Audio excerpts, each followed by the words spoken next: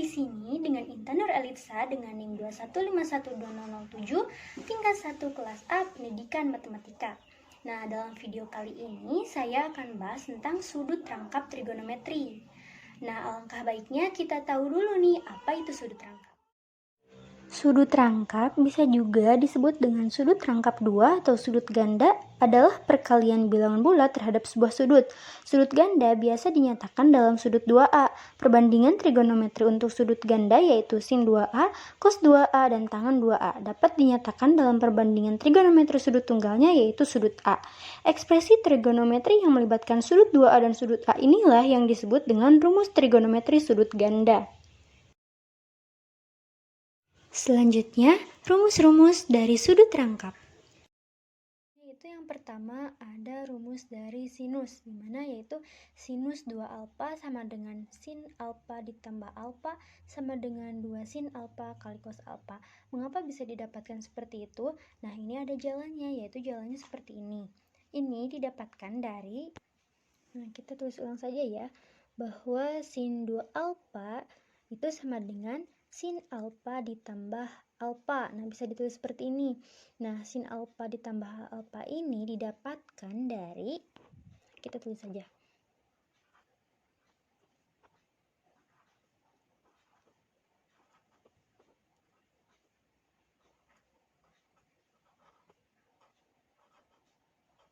Ditambah alfa. Nah, ini didapatkan dari rumus sebelumnya yang sudah kita pelajari. Ada sin A ditambah B sama dengan sin A kali cos A cos B. Nah, karena ini B ya, ditambah cos A kali sin B. Nah, karena di sininya adalah sin A tambah B, maka sudutnya juga berarti AB, AB. Nah, karena di sini 2 alfa, di mana sudutnya ada alfa-alfa, maka kita bisa tuliskan juga seperti ini. Nih, kan di sini sin alfa tambah alfa, berarti sin alfa kali cos alfa ditambah cos alfa kali sin alfa. Nah, menjadi seperti ini ya. Menjadi sin A kali cos A ditambah cos A kali sin A. Nah, disama dengan karena cos A kali sin A itu sama dengan sin A kali cos A, itu merupakan komutatif ya. Nah, ini komutatif.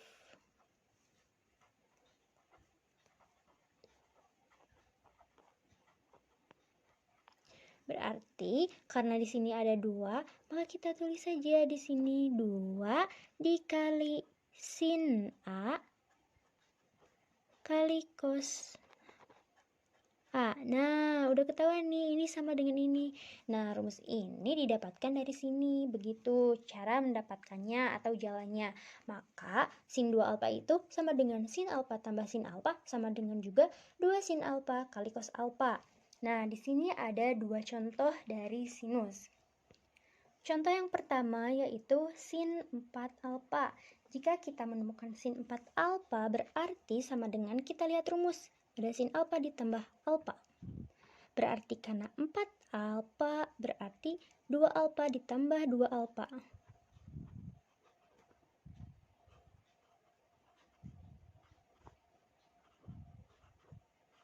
Nah, seperti itu.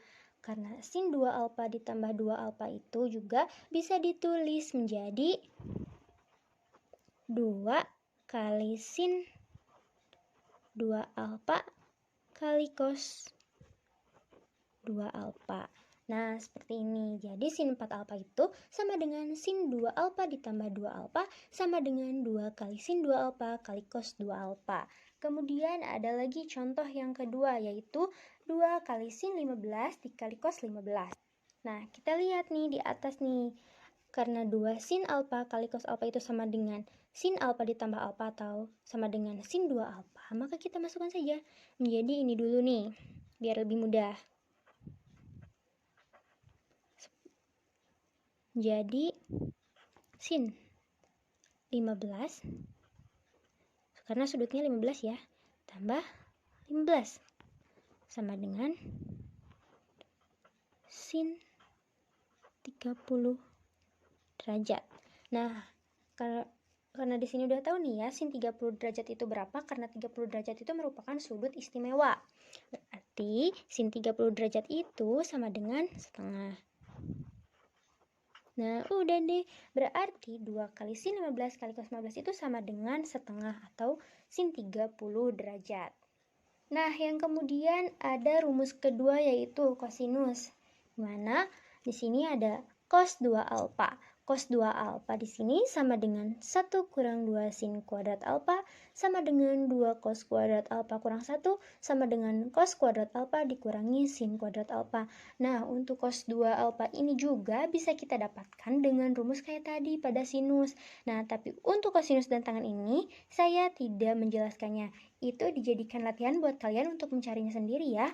Nah, untuk lebih jelasnya, kita masuk aja pada contoh soalnya. Nah, di sini ada contoh soal pada kosinus, di mana 6 dikurangi 12 sin kuadrat V per 12. Nah, gimana nih ini caranya? Karena kita tahu nih ya, nah untuk rumus-rumus ini, mengapa bisa banyak seperti ini untuk disesuaikan untuk kita, disesuaikan dengan soalnya, mana nih yang lebih mudah untuk kita pakai pada soalnya. Nah, untuk contoh soal ini, sepertinya lebih mudahnya adalah menggunakan 1 kurang 2 sin kuadrat alfa. Nah, maka kita langsung saja tulis. Nah, lebih cepatnya seperti ini ya. Jadi, kita menggunakan rumus 1 kurang 2 sin kuadrat alfa, di mana alfa ini adalah sudut dan sudutnya itu adalah V per 12. Tinggal kita masukkan. Kenapa nih kita bisa menggunakan rumus yang ini ya? Nah, kita bisa lihat aja. 6 kali 1 ini adalah 6 dan 6 kali min 12 sin kuadrat. Nah, V per 12 ya sudutnya. V per 12 itu sama dengan min 12 sin kuadrat V per 12, jadi sama. Nah, jadi kita menggunakan rumus yang ini. Karena 1 kurang 2 sin kuadrat alfa itu sama dengan cos 2 alfa, maka kita masukkan lagi nih rumus yang ini. Jadi 6 dikali cos 2, sudutnya adalah V per 12. Jadi untuk V per 12 itu ya, V ini senilai dengan 180 derajat. Karena di sini dibagi 12, berarti 180 dibagi 12 sama dengan 15. Nah, tinggal kita masukkan 6 kali cos 2 kali 15. 6 kali cos 2 kali 15 adalah 30 derajat. Dan kita tahu bahwa besar dari cos 30 derajat itu adalah setengah akar 3. Tinggal kita kalikan 6 dikali setengah akar 3 sama dengan 3 akar 3. Jadi 6 dikurangi 12 sin kuadrat V per 12 itu sama dengan 3 akar 3. Nah, kemudian kita masuk pada rumus yang ketiga yaitu tangen. Nah, di sini ada tangen 2 alfa. Memiliki rumus 2 tangen alfa per 1 kurangi tangen kuadrat alfa. Untuk lebih jelasnya kita lihat contoh di sini. Nah, contoh soal di sini diketahui katanya tangen alfanya itu sama dengan 4/3 dan tangen kuadrat alfanya itu berapa. Nah, tinggal kita cari. Kita masukkan saja rumus tangen 2 alfanya itu berapa. Nah, untuk yang tangen 2 alfa itu menjadi seperti ini. Nah, tinggal kita masukkan ya. Tadi rumusnya adalah tangen 2 alfa sama dengan 2 tangen alfa per 1 kurangi tangen kuadrat alfa. Nah, tinggal kita masukkan, substitusikan karena udah diketahui tangen alfanya adalah 4/3 menjadi sama dengan 2 dikali tangen alfanya adalah 4/3 per 1 dikurangi tangen kuadrat alfa, berarti 4/3 kuadrat sama dengan 2 kali 4/3 itu sama dengan 8/3 dan 1 kurangi 4/3 kuadrat itu sama dengan 1 dikurangi 16/9.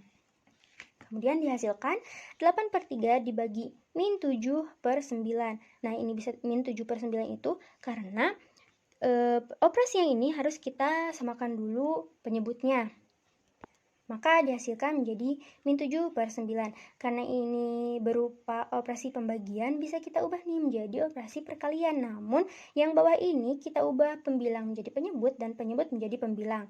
Maka sama dengan 8/3 dikali min 9/7. Maka dihasilkan min 72/21. Nah, karena ini terlalu besar, bisa kita kecilkan nih dengan membaginya oleh 3. Maka dihasilkan min 24/7. Maka tangen 2 alfanya itu sama dengan min 24/7. Selanjutnya yaitu rumus penjumlahan dan pengurangan fungsi trigonometri.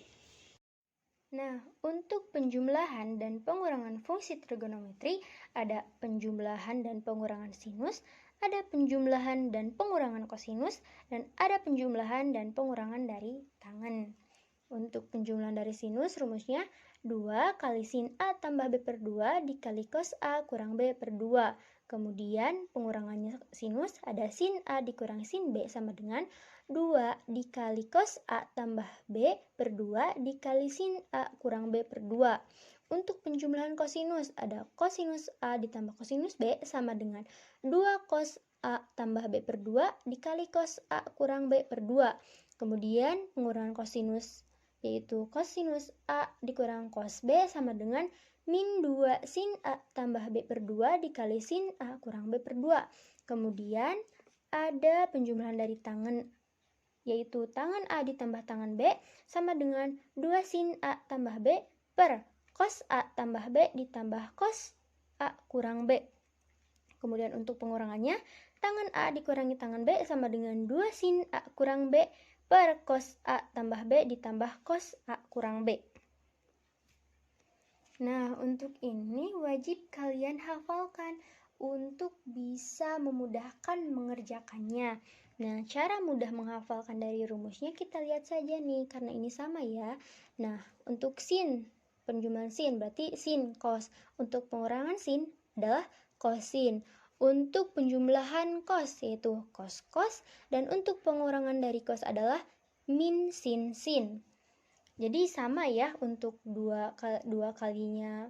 Kemudian untuk A tambah B-nya ini sama untuk sebelah kiri A tambah B per 2. Untuk sebelah kanan A kurang B per 2. Nah, untuk tangan nih beda sendiri. Untuk tangan, untuk lebih mudah menghafalkannya, jika penjumlahan maka atasnya adalah penjumlahan. Nah, untuk bawahnya tetap sama ya, ditambah dulu baru dikurang, cuma menjadi kos. Kemudian untuk tangan. Nah, untuk tangan, pengurangan tangan di atasnya berarti pengurangan. Untuk bawahnya tetap sama, yaitu kos ditambah dikurang seperti yang atas. Nah, kenapa bisa menjadi sin cos? Karena kita tahu bahwa tangan itu sama dengan sin per cos. Nah, seperti itu. Jadi, kita harus tahu dulu itu untuk bisa mengerjakannya. Nah, sekarang kita belajar nih. Mengapa sih bisa didapatkan rumus seperti ini? Nah, kita lihat pembahasan berikut. Nah, di sini saya memberikan contoh dengan sin untuk mengapa sih dari mana didapatkannya rumus penjumlahan dan pengurangan fungsi trigonometri itu. Nah, kita lihat contoh dengan sin A ditambah sin B sama dengan 2 sin A tambah B per 2 dikali cos A kurang B per 2. Nah, kita ingin mencari tahu ini didapatkan dari mana sih ini teh gitu. Nah, sebelumnya kita harus tahu dulu nih perkalian pada sin A tambah B itu berapa sih rumusnya? Mengapa pakai sin A tambah B? Karena di sini kita menggunakan sin A ditambah sin B. Nah, berarti kita harus mencari tahu dulu rumus dari sin A tambah B. Nah, saya akan tuliskan terlebih dahulu untuk rumusnya. Nah, untuk rumusnya seperti ini. Kita harus tahu dulu nih rumus dari sin A tambah B itu sama dengan sin A dikali cos B ditambah cos A kali sin B. Kenapa sih kita harus tahu dulu? Karena ini berkaitan. Nah, kenapa berkaitan? Nah, kita coba lihat ya. Dari perkalian ini, dari perkalian sin A kali cos B itu sama dengan setengah sin A tambah B ditambah sin A kurang B. Dan untuk cos A kali sin B itu sama dengan setengah sin A tambah B dikurang sin A kurang B. Nah, kan kita udah tahu nih, karena kita mau mencari sin A tambah B, sin A tambah B, penjumlahan sin ditambah sin, berarti sin A kali cos B. Kita menggunakan yang ini. Kalau kita menggunakan yang ini kan menjadi pengurangan ya. Kalau nantinya ditanyakan pengurangan sin A kurang sin B, berarti kita gunakan rumus yang kosin. Tapi karena kita mencari penjumlahan dari sin, maka kita menggunakan rumus sin A kali cos B. Nah, itu berarti kita gunakan rumus yang ini. Nah, sekarang kita tuliskan nih rumus sin A kali cos B. Karena bentuk penjumlahannya berarti sin A kali cos B sama dengan setengah sin A tambah B ditambah sin A kurang B. Nah, ini bisa kita pindah ruaskan nih ke sebelah kiri. Nah, karena bentuk pembagian, maka kita pindah ruaskannya berarti menjadi bentuk perkalian. Berarti 2 kali sin A dikali cos B sama dengan sin A tambah B ditambah sin A kurang B. Nah, sekarang ini kita pindahkan nih biar bentuknya sama seperti ini. Sin A tambah B ditambah sin A kurang B sama dengan 2 sin A kali cos B. Nah, sekarang kita mau mencari berapa si A-nya, berapa si B-nya. Nah, sekarang kita misalkan, jika A tambah B itu sama dengan alfa, A ya, kemudian A kurang B itu adalah beta. Nah, B. Nah, berarti sekarang kita mau mencari berapa si A-nya. Nah, untuk mencari A, berarti menggunakan alfa tambah beta. A ya, A menggunakan A tambah B atau alfa tambah beta. Nah, kita substitusikan. Alfanya udah diketahui nih, alfanya adalah A tambah B, berarti A tambah B ditambah B-nya adalah A kurang B. A kurang B. Nah, didapatkan nih A ditambah A itu adalah 2A dan B dikurang B itu habis. Maka dihasilkan A-nya adalah alfa tambah beta per 2. Nah, kemudian yang kedua kita cari B-nya. B-nya berapa nih? Berarti menggunakan A kurang B. Beta A kurang B. Nah, A kurang B berarti alfa kurang B. Nah, kita udah ketahui nih tadi alfanya adalah A tambah B. Berarti alfa A tambah B dikurangi. Betanya adalah A kurang B. Nah, kita kasih kurung nih ya biar gak pusing. Karena ini akan berubah bentuk, akan berubah operasi. Nah, menjadi sama dengan A tambah B min A kali A. Min A dikurangi ya. Terus min kali min adalah plus. Maka menjadi plus B.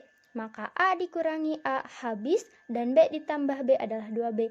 Maka didapatkan B-nya itu sama dengan alfa dikurang beta per 2. Nah, udah seperti ini kita tinggal substitusikan aja nih. Berarti kan tadi nih sin A tambah B ditambah sin A kurang B. A tambah B itu adalah alfa dan A kurang B itu adalah beta. Nah, kita tulis nih di sini sin A ditambah sin B sama dengan, nah, A-nya juga udah diketahui nih bahwa A-nya itu adalah alfa tambah beta per 2 dan B-nya adalah alfa kurang beta per 2. Tinggal kita masukkan 2 sin alfa tambah beta per 2 dikali cos alfa tambah beta per 2.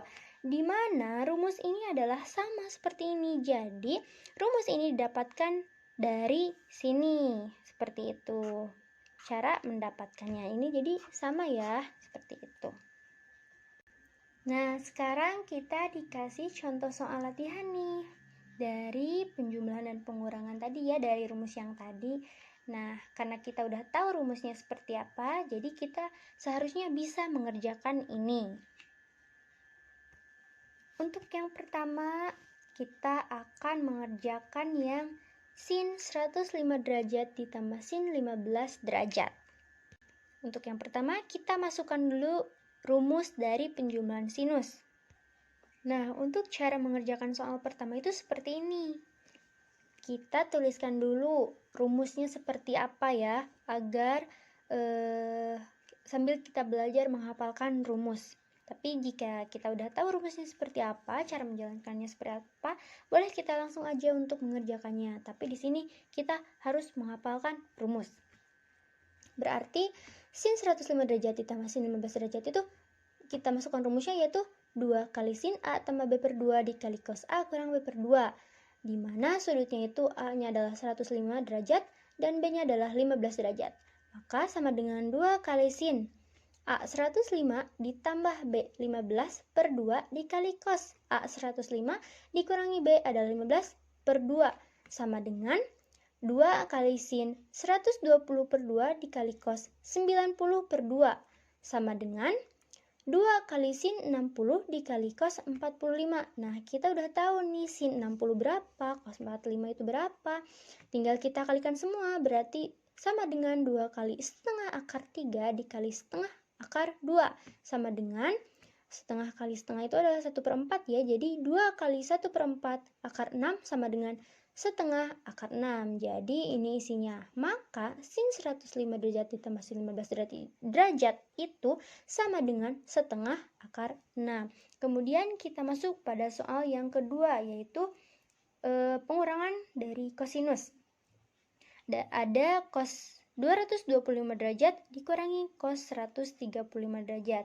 Tentunya untuk menghafalkan rumus, kita tulis lagi rumusnya itu.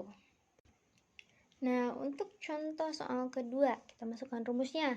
Dari pengurangan sinus itu adalah min 2 sin A tambah B per 2 dikali sin A kurang B per 2, di mana A-nya adalah 225 derajat dan B-nya itu adalah 135 derajat. Kita masukkan, berarti sama dengan min 2 sin 225 ditambah 135 per 2 dikali sin 225 dikurangi 135 per 2, sama dengan min 2 sin, penjumlahan ini adalah 360 dan pengurangannya adalah 90.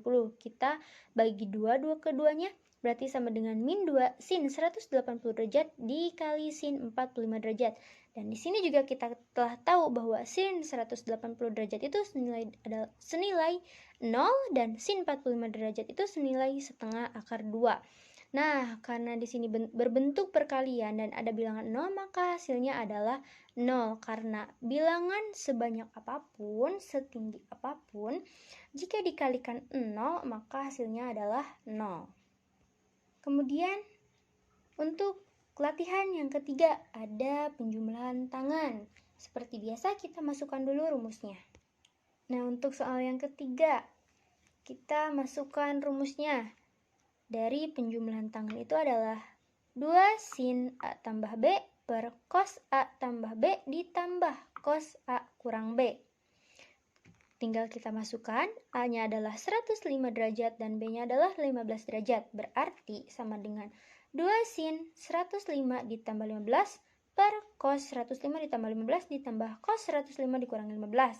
Sama dengan 2 sin 120 derajat per cos 120 derajat ditambah cos 90 derajat.